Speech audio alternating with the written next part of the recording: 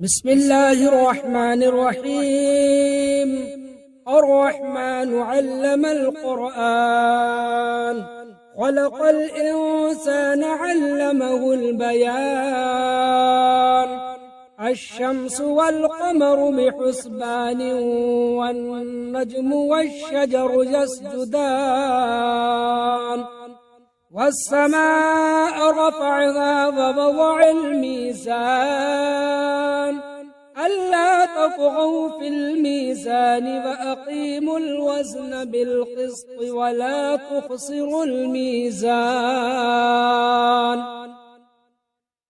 والأرض وضعها للأنام، فيها فاكهة والنخل ذات الأكمام، والحب ذو العصف والريحان. فبأي آلاء ربكما تكذبان؟ خلق الإنسان من صلصال كالفخار، وخلق الجان من مارج من نار. فبأي آلاء ربكما تكذبان؟ رب المشرقين ورب المغربين، فبأي آلاء ربكما تكذبان؟ مرج البحرين يلتقيان، بينهما برزخ لا يبغيان. فبأي آلاء ربكما تكذبان؟ يخرج منهما اللؤلؤ والمرجان، فبأي آلاء ربكما تكذبان؟ وله الجوار المنشآت في البحر كالأعلام، فبأي آلاء ربكما تكذبان؟ كل من عليها فان، ويبقى وجه ربك ذو الجلال والإكرام. فبأي آلاء ربكما تكذبان؟ يسأله من في السماوات والأرض، كل يوم هو في شأن. فبأي آلاء ربكما تكذبان؟ سنفرغ لكم أيها الثقلان، فبأي آلاء ربكما تكذبان؟ يا معشر الجن والإنس إن استطعتم أن تنفذوا من أقطار السماوات والأرض، فانفذوا لا تنفذون إلا بسلطان. فبأي آلاء ربكما تكذبان؟ يرسل عليكما شواظ من نار ونحاس فلا تنتصران. فبأي آلاء ربكما تكذبان؟ فإذا انشقت السماء فكانت وردة كالدهان. فبأي آلاء ربكما تكذبان؟ فيومئذ لا يسأل عن ذنبه إنس ولا جان فبأي آلاء ربكما تكذبان يعرف المجرمون بسيماهم فيؤخذ بالنواصي والأقدام فبأي آلاء ربكما تكذبان هذه جهنم التي يكذب بها المجرمون يطوفون بينها وبين حميم آن فبأي آلاء ربكما تكذبان ولمن خاف مقام ربه جنتان فبأي آلاء ربكما تكذبان ذواتا أفنان فبأي آلاء ربكما تكذبان فيهما عينان تجريان فبأي آلاء ربكما تكذبان فيهما من كل فاكهة زوجان فبأي آلاء ربكما تكذبان متكئين على فرش بطائنها من استبرق وجنى الجنتين دان فبأي آلاء ربكما تكذبان فيهن قاصرات الطرف لم يطمثهن إنس قبلهم ولا جان فبأي آلاء ربكما تكذبان كأنهن الياقوت والمرجان فبأي آلاء ربكما تكذبان هل جزاء الإحسان إلا الإحسان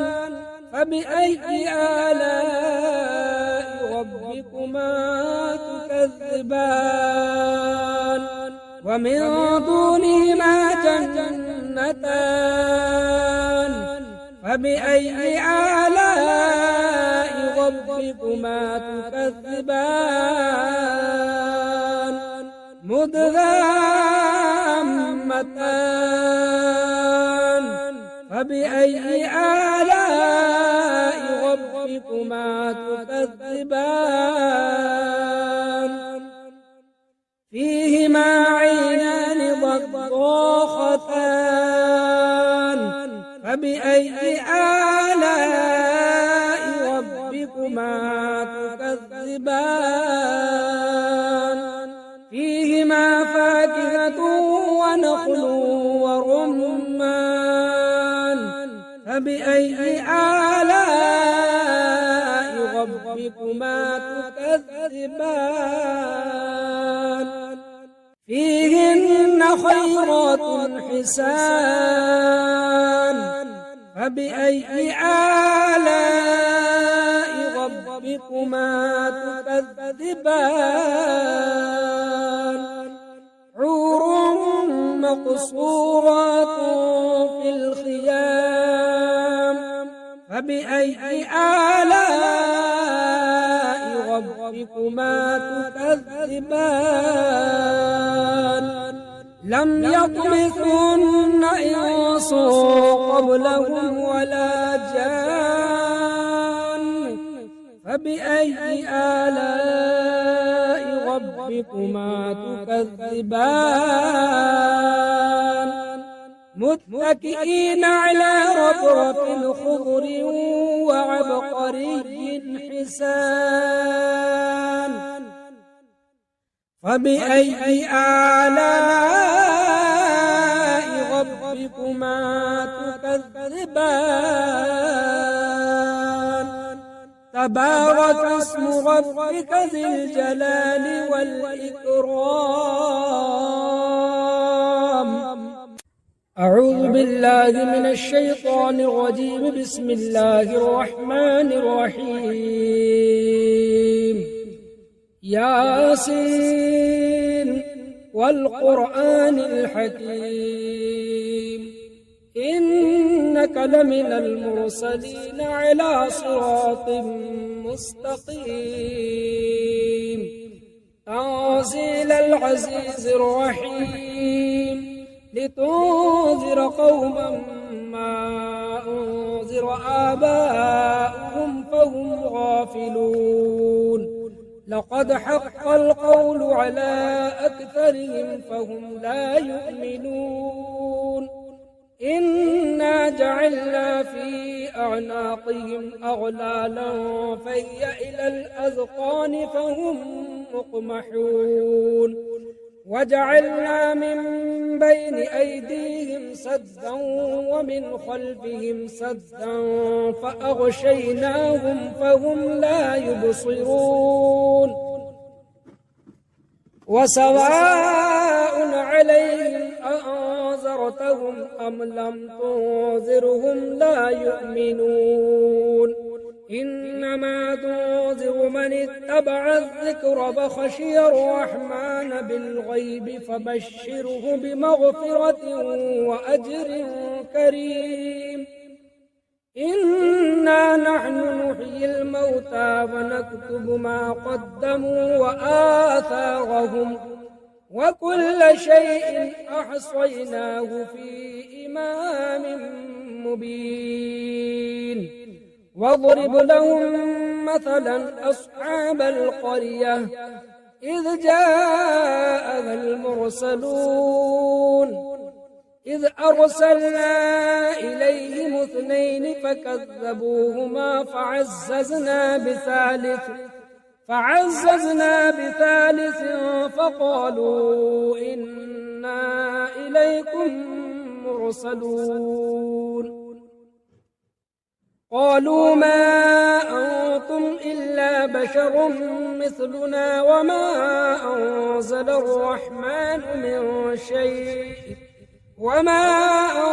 الرحمن من شيء إن أنتم إلا تكذبون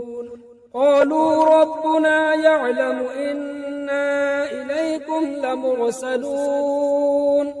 وما علينا إلا البلاغ المبين قالوا إنا تطيرنا بكم لئن لم تنتهوا لنرجمنكم وليمسنكم منا عذاب أليم قالوا طائركم معكم أئن ذكرتم بل أنتم قوم مسرفون وجاء من أقصى المدينة رجل يسعى قال يا قوم اتبعوا المرسلين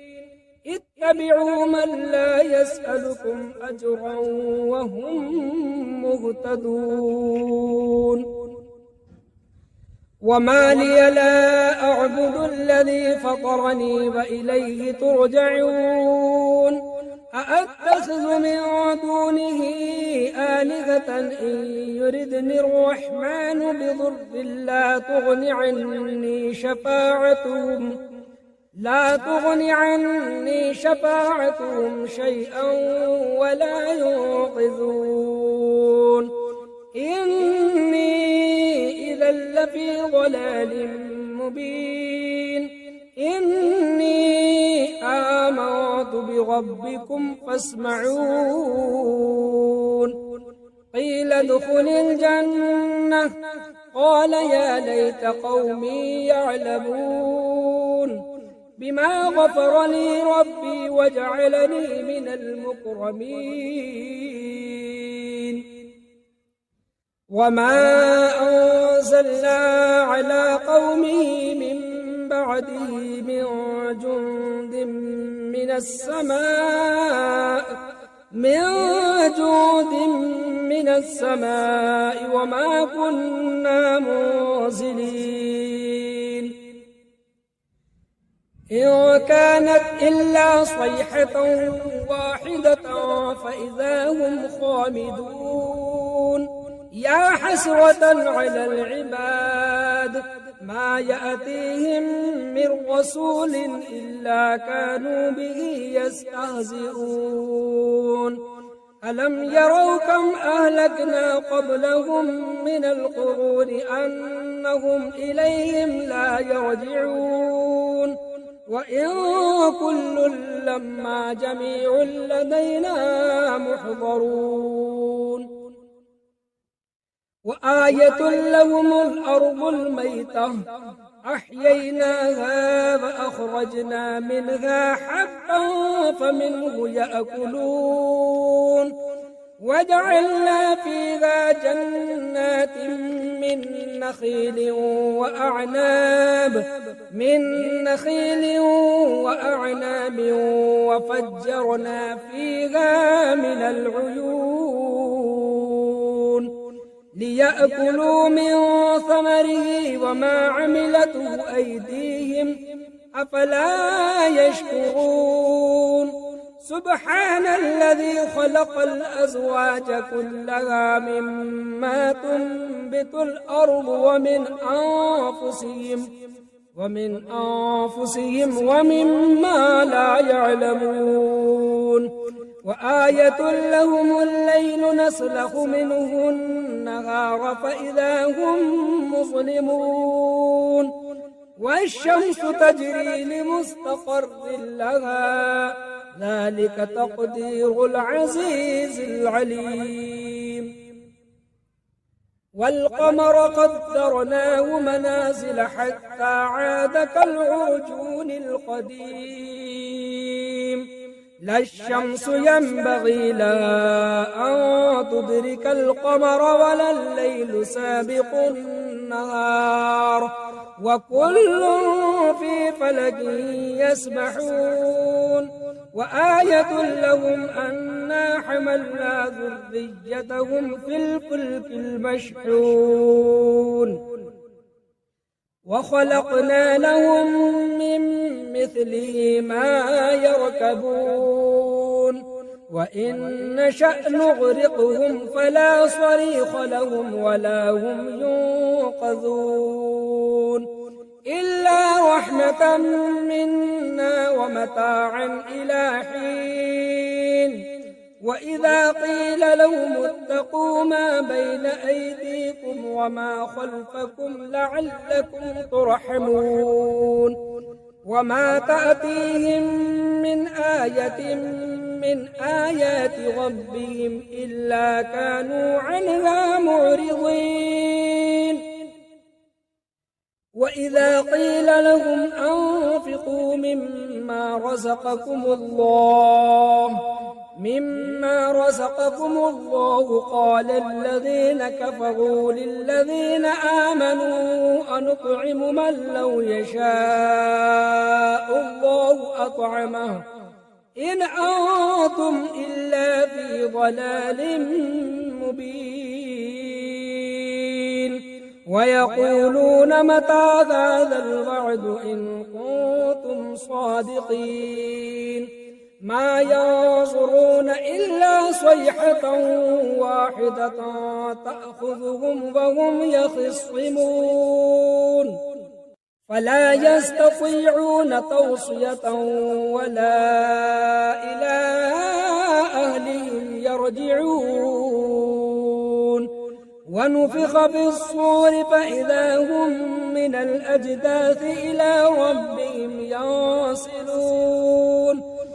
قالوا يا ويلنا من بعثنا من مرقدنا هذا ما وعد الرحمن وصدق المرسلون إن كانت إلا صيحة واحدة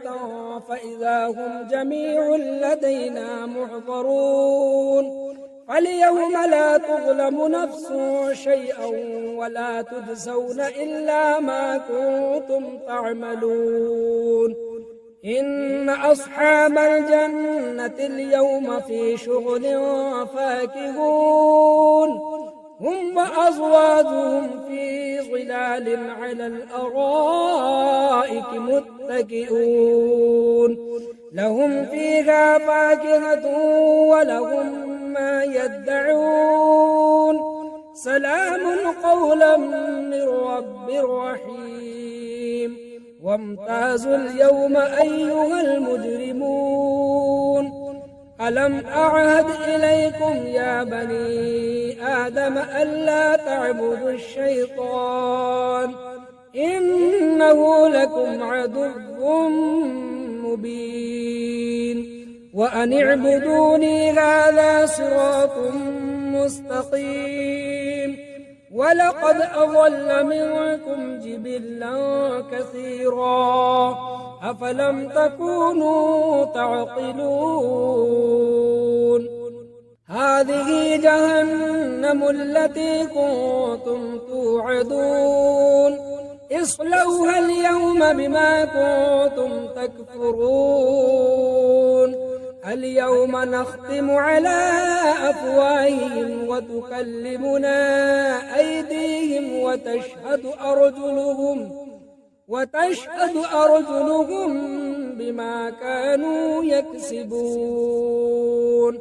ولو نشاء لطمسنا على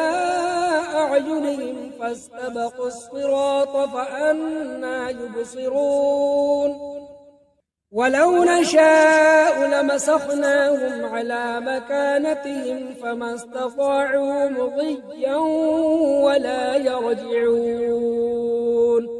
ومن نعمره ننكس في الخلق أفلا يعقلون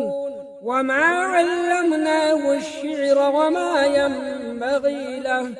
إن هو إلا ذكر وقرآن مبين